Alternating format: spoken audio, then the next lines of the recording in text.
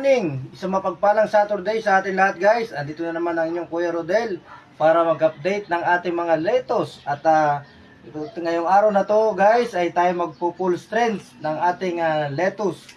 Okay, samahan nyo ako guys. So, dito guys, ang magpo-full strength ng lettuce, unahin muna natin ay ang water. Itong nasa pitchin na to ay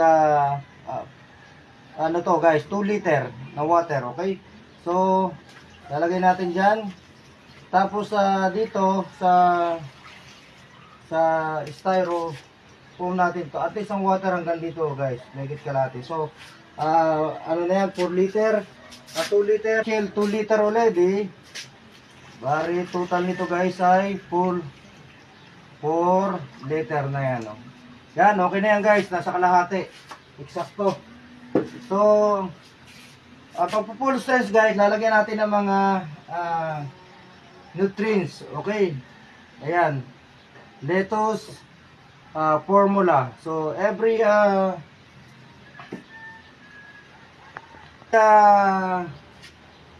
liter na water is 2 ml na lettuce formula ang ating lalagay. So, ito bali guys, itong nalagay natin na to ay 4 liter to. Okay?